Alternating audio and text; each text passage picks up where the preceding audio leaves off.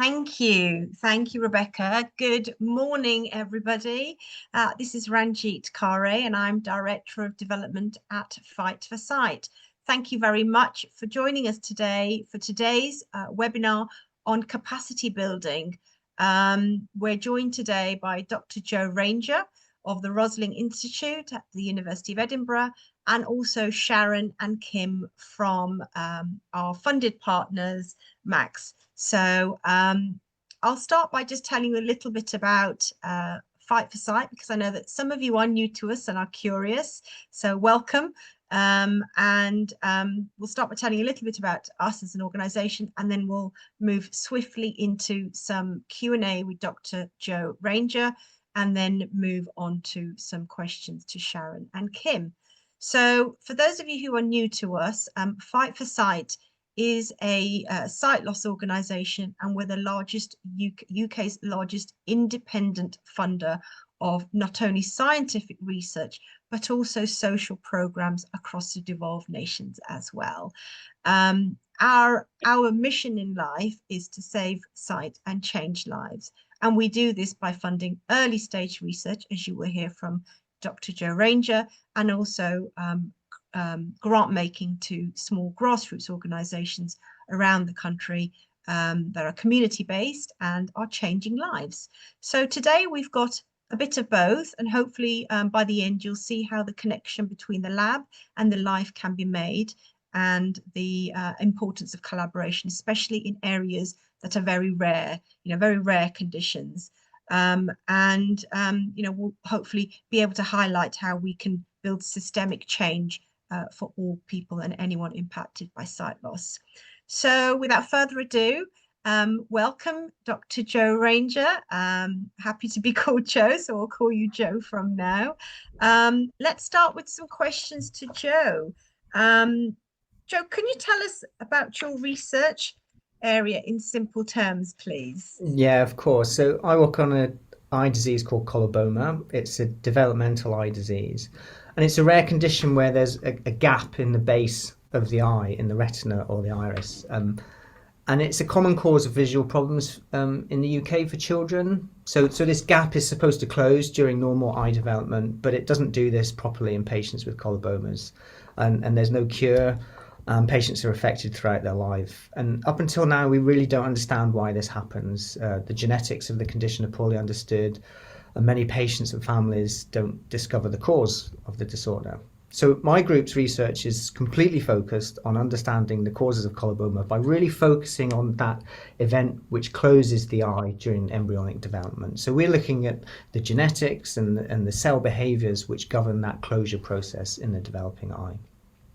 So we do, Joe, are you saying, sorry, Joe, are you saying that at the moment, these families don't really understand why they have this condition? So this work is really, it's groundbreaking stuff for coloboma.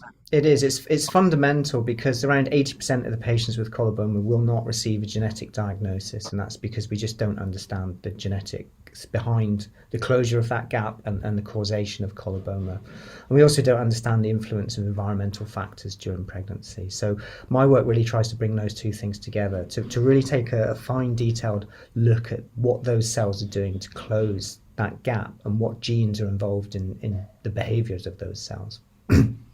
So we use a range of approaches. We primarily focus on using the chicken embryo.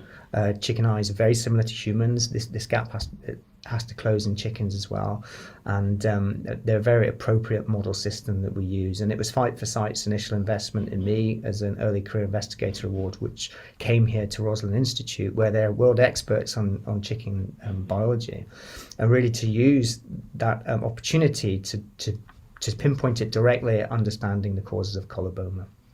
So I built my team over the past few years, but what we really do is we try and understand the very basics of what's happening in a developing eye, and we share that information with collaborators and clinician collaborators, importantly. So I work very closely with Brian Brooks at the National Eye Institute in Bethesda, and also with Maria Musiji down in UCL Moorfields in London. And we really share ideas and thoughts, and those really help to sort of guide my experiments and to make sure that what I'm doing has impact and is relevant back to the human condition. So the group that I've built currently consists of two postdoctoral researchers, and we've got 2 postgraduate students, and we all work together to really try and understand what I mentioned with that combined influence of the genetics and environmental influence on those cell behaviours during that aspect of eye development. Okay, great. Now, what I didn't say at the beginning was that Joe is awarded a fellowship. So, this is your second grant, I believe. Is that correct with us? We have, yes, I've had 2 grants funded by Fight for Sight. The first one was absolutely pivotal because that was the Early Career Investigator Award, and before that I was working in an eye development lab with a human geneticist at the Human Genetics Unit as an early postdoctoral staff member. But I had this idea that what I could do over here was really focus in on the causes of coloboma and understanding that developmental process. And so Fight for Sight, I was lucky enough to win one of these really competitive grants, actually. And that enabled me to move to Roslin. Without that, I wouldn't have been able to move to Roslin and set up this research program. And that money, it allowed me to establish this niche in this field. I mean, there are other people working on coloboma, but I think my group's the most focused in terms of it's solely dedicated to understanding this condition from a developmental biology point of view. And with regards to coloboma, it's something that you're born with, is that? Yes, that's right. Right. Yeah. So how would typically it get diagnosed if you're born with it? What would it would get diagnosed at birth through the standard sort of neonatal screening process. They can be subtle though. The obvious ones affect the iris, and that's very obvious to anybody that looks at the person with that coloboma, but they can affect the back of the eye, the retina, the optic nerve, and in fact it's those that have the most significant impact on vision. And so that child could be born with limited or no sight loss, with no sight? There's a range. It's somewhere in the middle in most cases. But you can visibly see that the iris is You misshaped. can, yeah, and that would normally precipitate a more in-depth ophthalmological screen. And not knowing what causes it, trying to explain that from a clinical perspective to a parent that you don't know why their child who's just come into this world, that's a very delicate subject, isn't it? Which I'm sure it is. It really is. Aaron will probably cover a little bit as well. Yeah, I mean, and what we're trying to do is to try and close that gap, really. To try and enable that really much clearer diagnosis and be able to say that here's the reason why you've got this condition, the likelihood of it happening again, for siblings or if the patient has children. And I think that's really important. Sometimes we lose how important that is, to be able to tell somebody why that condition has arisen. Yeah, because it leaves unanswered questions, and there's that as a parent. Yeah. That blame that we will carry, is it something I did? Is it something I did through pregnancy? I don't recall anybody else having this in my family. All of those questions that will go through your mind. And, one of the things that we know that people at diagnosis say is, how can I stop this for my child, and how will my child live their life? And those are the 2 questions that Fight for Sight is to answer. And part of the Early Career Investigator Award research that I did with Fight for Sight's money to begin with identified some new genes. And what's really exciting is since those genes have been identified, we've also found mutations in those genes with patients with coloboma. So actually the fundamental work we did has helped to precipitate a genetic diagnosis in some families. And we hope that will continue through understanding more of the process and more of the genes that are involved in the process during development. So that's really the goal for us in the short term. That's great. Thank you. So you mentioned, your first funding from Fight for Sight. Did that not go on to get you the Future Award? I think you might have alluded to that a little bit earlier. That is an extremely competitive award. Could you tell some of our guests a little bit about that? Absolutely. So first of all, I wouldn't be here talking to you today if I hadn't got that Fight for Sight funding, because I wouldn't have this research program. You know, I just this move just wouldn't have happened. And what that did was it showed my peers and people who run the institute and people who give other grants that I'm competent, that my ideas are relevant, they have impact. And then, of course, within that fellowship, the initial fellowship I delivered, I found new genes, we found new processes, I published papers, scientific papers, which pushed forward our understanding of this process. And of course, that builds up my research portfolio, and it encourages people to make decisions based on my next research grant proposals. That, well, you know, he's delivered, he knows exactly what he's doing, he's got his own niche that's got impact. So the Fight for Sight funding was really a stepping stone to, first of all, actually winning a tenure track position here at Roslin. So I'm now a tenured academic.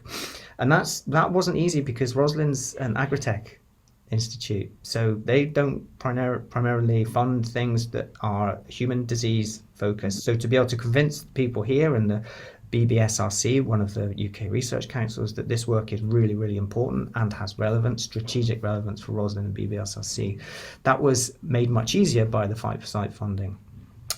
The outputs and the ideas that fed into and grew gave me the opportunity to write for a much, much bigger fellowship. So the initial Fight for Sight was 200,000. Then I got a £2 million fellowship from UKRI Future Leader Fellowship. And that, again, is to do this work. It's solely based on how tissues fuse together, and we use the eye as our primary model system.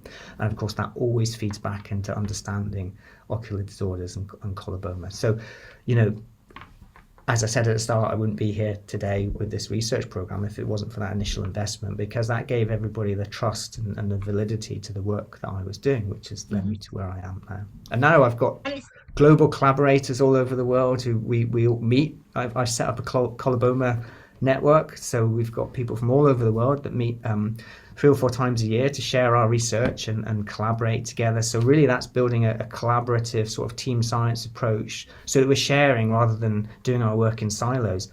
And the hope there is that we actually make progress much quicker from sharing our research and our problems. And it's a really nice supportive bunch. And you know, we've got grants out of that, we've got new collaborations. It's really exciting.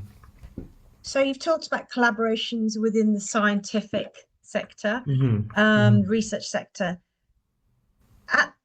Do you see yourself collaborating in the future with people who've got lived experience of coloboma? Yeah, you know what, I'd really love to, and I think that's been a gap for us so far. But I think now is actually the right time in my career to start building those bridges and those contacts. I think it's really important that we feed back to patient groups and advocates to let them know that, you know, there is a really enthusiastic group of scientists working on their conditions who care. So, for example, at Edinburgh, we've got the Royal Blind School. I recently reached out to them and had a visit with them and chatted to people from Sight Scotland to start to build that local relationship. And coincidentally, I reached out to Becky Mills at MACS to highlight our research and my research program to see if we can get some sort of dialogue and public-facing or patient-facing information out there through the MACS community. So yeah, absolutely. I think it's really important that not only do I feed back to the patient community what we're doing, but also hear back from them in terms of what it is they want researchers to be looking at, and you know, being able to answer questions about, okay, well, diagnosis is one thing, but of course the other thing people always talk about is therapy, and you know, will you ever be able to rescue or repair my vision? And that's something that you need to have an honest conversation as a basic researcher with people affected by vision loss, and say that ultimately is the goal, but here are the steps, the realistic steps we need to take to get to that position. So yes, absolutely. I hope even through this call, this will precipitate more of that community. I hope so. I hope this dialogue. sparks some collaboration. Yeah. I think it will. So let's now bring in Sharon from MACS. Sharon, do you want to tell everybody what MACS stands for? Because I'm afraid I might get some of the pronunciations wrong. Yeah. MACS is M for microphthalmia, which is a small eye, which affects about 1 in 7,000 UK births. A is for anophthalmia, which is an absence of the eye, which affects 1 in 30,000 UK births. And coloboma, C, is for coloboma, which is a cleft in the eye, affecting 1 in 5,000 UK births. And the S is a support bit, which is what we do. So Great. Thank you. So you're working across some multitude of rare yeah, conditions there. yeah. Can you tell us a little bit? So you are also, I should say to the audience, you are also a funded partner of ours, and we're funding you to, put on some online activities, which I'm sure you'll go into some detail. So if you could start by just telling us, why was the charity started and what need does it meet, please? Well, the charity is now 30 years old. It was started after an article in the Observer, and a group of parents got together in Battersea and had a picnic. And they were looking for peer support, really. And then a year later, the first charity was formed, which was the Microphthalmic and Anophthalmic Children's Society, which ran until 2015. And then they became Microphthalmia, Anophthalmia, and Coloboma support, and the Coloboma part was added in. They did that mainly because there's so many people with microphthalmia and anophthalmia also have coloboma, so it was just a natural progression. And because the C replaced the children's, the C and the children's, they just kept the same name. So that happened in 2015. And the MACS conditions, there's thought to be about 114 children born each year with at least one of the conditions. MACS is the only charity in the UK that's specific to these conditions, and it collectively accounts for about 25% of childhood blindness. We've got about 3,600 members from about 1,700 households, and all of them have at least one condition. Several have more than one condition. So we've got one family that have the six in the family, and 5 of them have conditions, and they're all different. They're all different mixtures.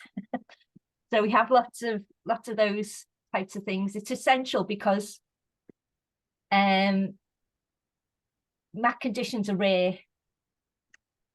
All of our members can join any other charities supporting visual impairment, but MACS is unique in the way it is, and it's a family of its own, and it's very specifically our conditions. It's I just ask you, Sharon, on that. You said right at the beginning that some people got together for a picnic. How did they get to that point? How did they find each other, given these conditions are so rare? It was the article in the Observer. It was about people born with no eyes, and there was something that probably it was something to do with a chemical company, which was there was a lawsuit afterwards and things. So they asked for other people who had any of these conditions or knew anything about it, could they please get in touch. Okay. I think there was 9 of them, 9 families, and they decided to meet in Battersea, and that's really how it started. So if there hadn't have been that article, we might not today have this community. So it shows the sheer, the dire need for awareness and education, because, people feel alone, especially with rare conditions. They can feel like they don't know anybody else with that condition, that they're isolated. Yeah, very isolated. And that is the major thing when they first join. The isolation they've got, and that they're in bits, a lot of them, when they join. They just can't accept what's happened, what they've just discovered. And some of it is because they think there is something wrong with their child, and they say to the medical professions who are there, the pediatricians or whatever, or it's never the ophthalmologist. I'm not going to fall over that word now. It's not the eye people who are there when they're born. It's always the midwives or the consultants and things, and they say, oh, there's something wrong with my baby's eyes, and they go, no, it's okay, it's just a bit of swelling, or it's a bit of this. And they're very often not found until later on, which may be up to 6 weeks on the second check. That's quite common. That's quite commonly reported to us. There's such a lot of isolation with that, because they start thinking maybe they're imagining it, and it's like pat them on the head and send them off. No, it's okay, anxious mummy, it's fine. And they know there's something wrong with their babies. So with that impacts on their mental health greatly, until they find other people who actually can say, oh yeah, that happened to us, don't worry, it'll all be fine. With, you know, just do this. You need pediatrician tests, you need all these things checked. And we have a link. When members first join, I send them a map. I go through everything with them. I do a very personalized thing with them. I send them and signpost them links that are specific to them, because these conditions, there's so many syndromes and other conditions that are in just so many levels. So they are very individual. You can have 10 people with the same condition and they've all got 10 different paths because of the severity of the other things they may have, or not, as the case may be. Karen, just on some of those conditions, could you just explain, and Joe, you might want to pitch in here as well, what can you see, if somebody's got coloboma, is it distorted early on, if it's early stages, and some of these other conditions, what can do they have any useful sight, and if they do, what does it look like? If it with me, I'll pass over to Joe in a second. It's you can't, the tests they can do on them, they don't do them straight away. They do them months after the babies are born. So they very rarely know how much they have, and they rarely know how much that child can see until they can actually tell them. Yes. So in my experience, Dr. Joe? Yeah, the same. These are children. It's very difficult to have that communication between the ophthalmologist and pediatrician and the child. But in terms of MACS, obviously Anophthalmia is the most severe, and often there's no vision at all. And Microphthalmia is probably towards a more severe range of vision defects, whereas coloboma is probably slightly less. In terms of, if it's just the iris, it could be very mild, and therefore you just need to protect from sunlight. If it's in the optic nerve, then it can remove all vision. But there really is a range. Is probably the easiest way to say this. But of course, every individual's vision loss is unique to them. So Thank you. So coming back to you, Sharon, let's hear a little bit about the project that's being funded, please. Well, the project that's being funded mostly is me. we are doing lots of other projects, doing lots of things, but the funding that we've got from you has helped us do very specific onboarding for our new members. We're able to spend time with them and give them what they need. Whereas if we didn't have this funding, it would be a much more generalised offering we gave them. They would get links to, if you've got coloboma or anophthalmia or whatever, you would just get a link. These are the things that are important to you.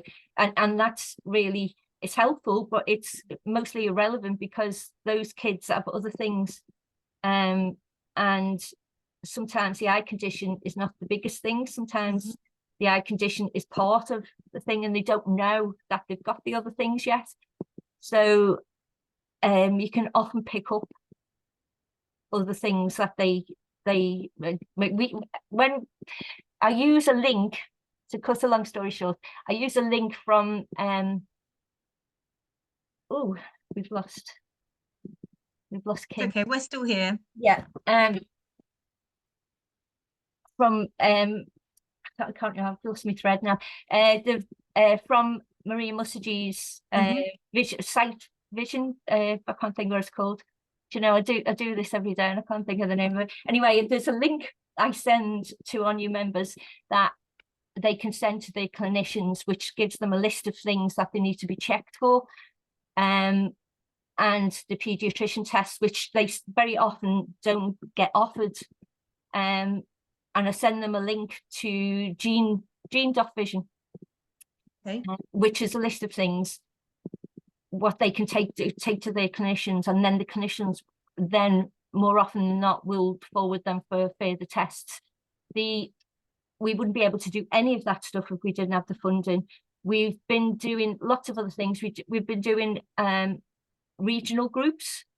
Our peer support, it's to sort of broaden our peer support, but in a more local way, whereas it's not just me that's getting in touch with them. And I give them a map when they first join of their location and all the other MACS members around them, which usually settles them down straight away. We also offer a peer support group, which they very often don't take up when they first join. They will join that after about 18 months or so, because they're that busy looking after the baby and just trying to cope with the diagnosis. They usually want to get involved with that a little bit later on. And that peer group can be for their condition. It might be the child's age, it might be the family makeup, it might be the locality. They might only want people with no eyes at all, people with no sight, people with partial sight, or whatever. But I set them a personal group up. They get in touch with each other, and then they take it from there and set up little meetings, or sometimes it's just pen pals. We have lots of really fantastic success stories and things where we've helped people, which please do share one. Please do share somebody who came in, a family that was, found it extremely challenging, and how did you help them? Be lovely to hear one. Just this one off the top of my head, which I have got written down here. We had one family that joined us. They were in hospital when they joined us. The hospital directed them to us. They found us, they joined, they were still in hospital. They went home from hospital, and I was very conscious there might have been other issues. They'd spent several weeks in hospital. They went home. I really pressured them into going onto the Facebook support group because I thought it would really help them to see others around them. I sent them the map and that, and they were that shocked and in that much stress. They were a bit reluctant to join the Facebook group, but I really pressured them into doing it, joining late on a Friday. It was about 10:30 on a Friday night, and they joined. They looked through. I said, use the search engine. I've looked through any little thing you think about, you will find it on that support page. Anyway, they looked through and they found that their child was doing little shudders quite often. Like somebody walking over your grave, like a little shudder. They'd only been on the Facebook group for half an hour, and they found two people off the top of it that also had this thing, and they'd been diagnosed with Aicardi syndrome. And this little girl was actually having epileptic fits. And that's what these shudders were. So they rushed back to the hospital and got put into intensive care. They'd only just come out of hospital the same day, but this hadn't been picked up, this condition. So she's now been diagnosed as Aicardi syndrome, and that would never have happened if, I don't know what would have happened to that baby, because she was having sort of 6 or 7 fits an hour, and it was getting worse, but she thought it was just a little shudder. So that's one. Now that baby's thriving now. That baby has Aicardi syndrome, but which is a rare epilepsy, and it's to do with where your brain is just like a bone down the middle of your brain, instead of it's joints differently. So there's that one. We had, let me have a look at my list here. We've got, most of these people have never met anybody unless they go to a MACS event. They've never actually met another person with a MACS condition. And that's so powerful, isn't it? Just meeting somebody else who may not have exactly the same journey, but there's similarities. Yeah. That's so powerful, especially when, as Joe's already told us, we don't have many medical answers. We can tell people, well, this is what the condition is, but we can't tell you how you've arrived here. And, we can say that there's no cure, there's no prevention, there's, we're still trying to figure all that out. So it's really, really powerful, these personalized peer groups. And if you can find them in your community on your doorstep, that's so powerful, isn't it? Yeah, it's just somebody you can quickly message, or want to meet up for a coffee, or meet up when you're having a bad day. Something awful's happened, something fantastic's happened. You want to tell somebody, you don't have to explain anything to. You just, that thing with her eye when she's squinting, or that thing when she's shuddering, or I found out what it is, and then they share that with the rest of our group. And the information on that Facebook group is incredible. I have to tell you, there's very, very rarely not information on there, and it's all lived experience. It's not always accurate, but it gives you an idea in what direction to go in. Yeah, you know, if it's got to be explored further. And we got another one that comes to mind is we had a member who joined. She was one of the ones who insisted there was something wrong with her baby's eye, and they kept on saying, no, don't worry. She spent her first 6 months crying uncontrollably. Every time we spoke to her, she'd be crying, tears, and would be struggling to get her words out. It took her a long time to actually get through to that. She travelled 360 miles to come to a MACS event, which was a soft play event. It wasn't a big event. It was just a soft play event in Warrington, and she lives up north. So she travelled all the way down to come to this soft play event. You know, she's never looked back since. When she first introduced herself on the Facebook group, she had a picture of her baby, and she was looking away from the camera because she could not bear to look at the camera. And she was crying. She was just crying continually for months. But anyway, now she never looked back after she came to the soft play event. And she is now a trustee, and she's a health services researcher exploring experiences of MACS patients and their families dealing with the healthcare system, documenting the unique and complex experience to contribute valuable information to the existing MACS literature, including experiences from navigating healthcare for MACS children, the births, and psychological and social impact of experiences of being a MACS parent.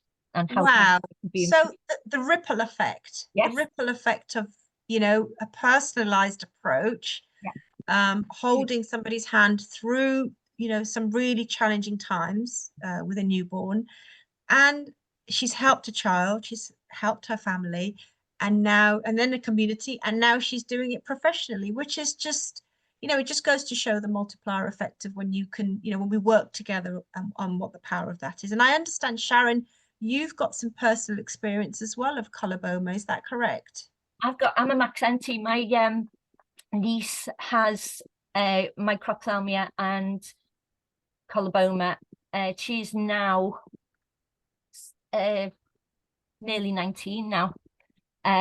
She's been very academically successful and is doing brilliantly. And I've sort of known MACS since she was born. She joined when they were about 3 weeks old. So I've known MACS all those years. I've actually worked for MACS for 6 years, but I've sort of been through the process yourself. Yeah. Wonderful. Thank you. And thank you for sharing your personal story as well. Really appreciate that. So we've talked about some of the, you know, the real life experiences of these families. Can you tell us a little bit about how that affects people's confidence, relationship? And obviously this lady's example is fantastic, but, you know, what about the mental well-being of the families? You know, how does it impact beneficially on some of those aspects, being part of the peer groups? It's the peer groups and the events we do, and also our adventure holidays, they help with all of that. It all becomes a package, really. It is like ripples. If we can start them off right, you can see those people gaining confidence and helping others, because the mums come in bits at the beginning. Generally, say 90% of them are falling apart when we get them. And they don't always join when the babies, sometimes they join older. We've got 50 and 60-year-olds who join. Right. And they've said they would have loved to have had something like this during their formative years, because they had nobody and there was no support for them, and they've had to struggle their way through.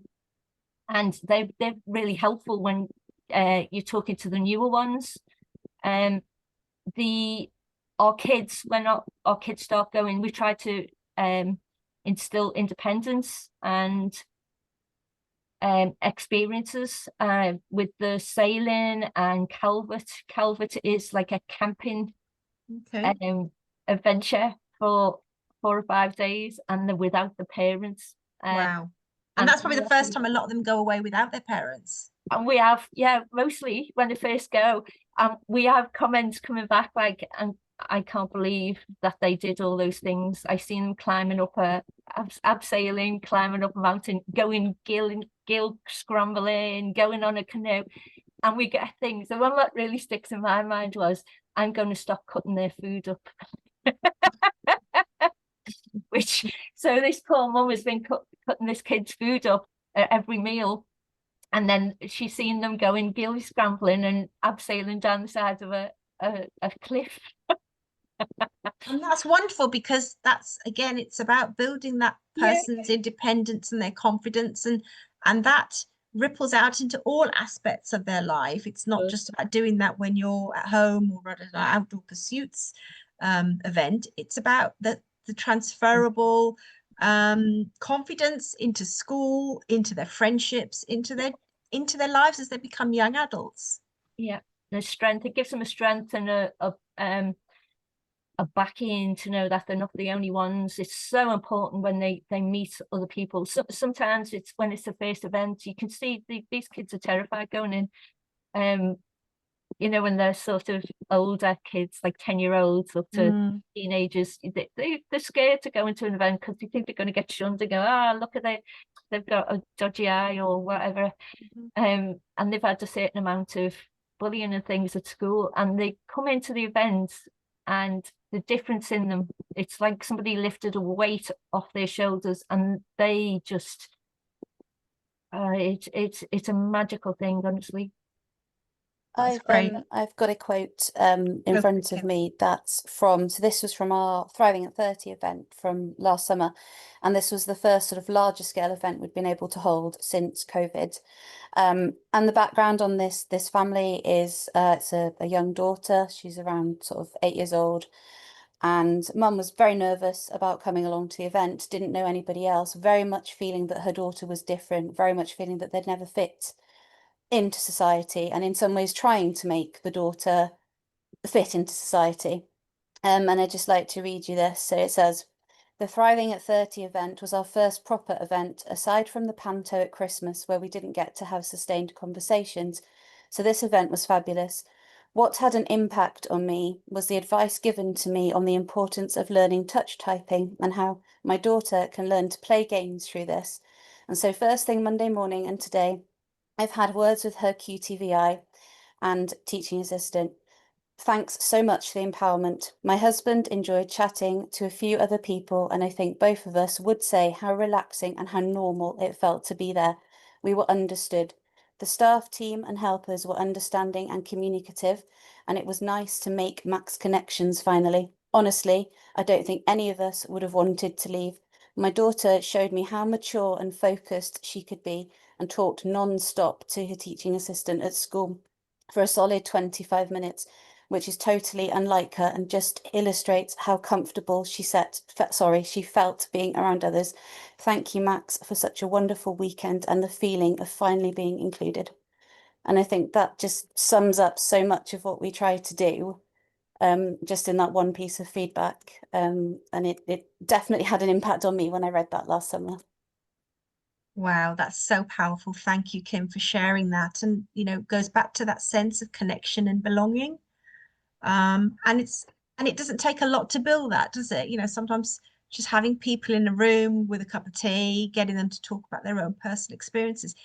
These are not you know, interventions that are complex. These are just humans meeting other humans and exchanging their personal stories and challenges of life. So thank you for sharing that. You've done quite a few of these events now. How are they going to shape your future work? Is there anything else exciting in development? Yeah, absolutely. I'm probably best to answer this one. So based on that piece of feedback and that event, one of the things we now have is a tech volunteer. This was as a direct sort of result of he attended the event last year just with a couple of laptops for sort of gaming, and people kept going up to him and saying, you know, we need support outside of school, we need to know what's possible. And he's actually just done one of his first visits to a child, which has been really impressive. And he's got a couple of other people that he talks to regularly on online meetings, and just what is doable. That's what a lot of the parents want to know. And obviously the professionals definitely have their place, but the school is very focused on education. And what they sometimes want to know is, how is my child going to catch a train? How can they play games with their siblings? And so we've added that in. We are very aware of the sort of need to support kind of mental well-being, and especially with our teenagers. Our teenagers are quite a big group of ours. So we have a project, I don't know if anybody's heard of Jamie's Farm, Yes. which is a project personally that I've absolutely loved for a few years. I think it's a fantastic opportunity. So we're running that next February, which will give our group of teenagers a chance to get out there. And again, it's all about confidence. It's all about building not just friendships, but so much that they can take later into life. And something, especially with our lower vision members, is if you sort of think that in some cases, until you've stroked a horse, you don't know what a horse looks like. So even just being able to give those sort of experiences, those up close experiences, they'll be chopping wood, preparing their own meals, things that some of them would have always been told, you can't do this. And you know, that's what we want to do. I mean, just for full disclosure, I'm actually blind myself. I don't have a MACS condition, but I have no sight myself. So sometimes I come from this from a slightly different angle, and I take the you can't do this, and I go, absolutely you can. How do we find a way? And that's something that I'm incredibly passionate about for MACS generally. We are working on our volunteers, so we know that there's very much a need for regional events as well as our bigger events. And so I'm pleased to say that we currently have 11 MACS members. 10 of them are parents, one of them is a MACS adult, and they've all now started their training to start running local groups. And this can be anything from a picnic, you know, going bowling, whatever they want. It's all about getting people together. And for a lot of them, they've said to us that it's their way of giving back and sort of, you know, paying forward. So that's something that's come directly out of sort of online chats and things that we've done, is we know that there's really that need. We're a small team, we work all across the UK. So I'm in the Midlands, so you know, I could recommend something around here, but I've got no clue what's accessible in Manchester. So having those local people is really, really important to us. The one other sort of area we are looking into at the moment is, again, with our teenagers, is that's often the sort of hardest kind of stage for the members themselves. The teen years are not something I would want to revisit myself. So, you know, you've got all of those general becoming a teenager, and then the fact that that's often when a lot of our members realize that they are maybe slightly different, or that they do things slightly differently. It's not always an easy solution. We obviously have to look at safeguarding. We have to look at linking them up in the safest way. We do obviously have our sort of buddy system, and we're trying to tie that in. You know, it's been very big in the sort of VI communities, the celebrations of Braille recently. And so in our next magazine, which is out at the end of June, we'll be sort of really trying to push that and link up our teenagers, be that in Braille, in good old-fashioned letters, however we can, sort of to bridge that gap, really. And also for our adults that have found us, you know, that maybe weren't part of MACS right from the beginning, and have now finally joined us. Some of them are becoming parents themselves. You know, some of them just want to feel part of a community that gets them. It's harder with adults. I always joke, you can sort of put, you know, a load of under 10s together with a bouncy castle and they'll have fun. You can't just chuck a load of adults together and expect them to get on. It doesn't work like that. So it's about really surveying them, asking what do they want, what is possible, and how can we bring those connections and move forward so that we really are supporting absolutely everybody that wants our support. That sounds very exciting in terms of developments there, Kim. And I can absolutely vouch for Jamie's Farm. We funded some work actually for young people, for teenagers and young people at Jamie's Farm. And one of the key stories that stayed with me was a teenager saying that until they did that day at the farm, they'd never met another blind blind teenager. So, you know, that really stayed with me, because I just thought, you know, that's the age where you're finding your tribe, you're finding the people that are like you. What are you into? Your musical tastes, you know, your interests in life generally. You're starting to become a young adult. And for somebody to say that up to that juncture in their life, they hadn't met somebody else who's got sight loss. That was quite a, that stayed with me, because that's the power of just getting people out and meeting. So I'm really, really excited to see that you're going to be doing some stuff with Jamie's Farm.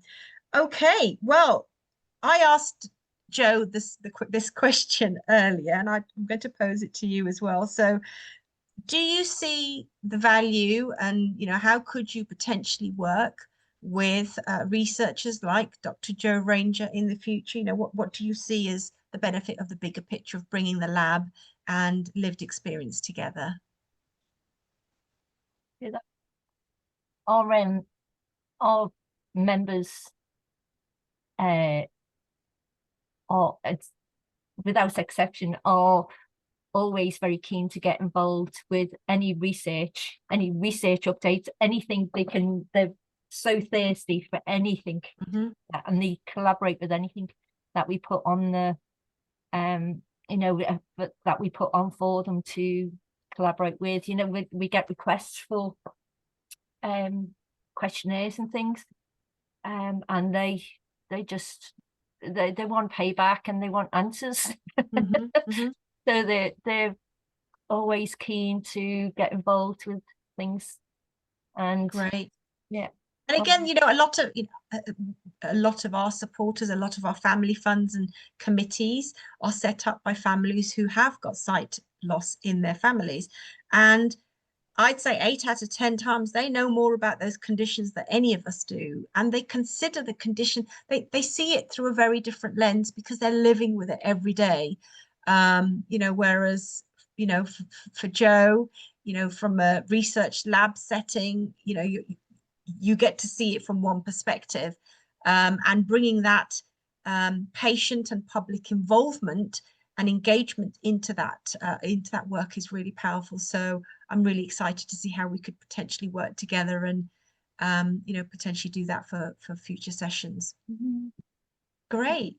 Well, thank you very much. I'm just wondering if we've got any more questions. I've been too engrossed in our conversation. Joe, whilst I have a look at the questions, what did you make of what Sharon and Kim have said? Has that sparked any ideas for you as to how we might move forward? And is there anything new that you've learned about the conditions?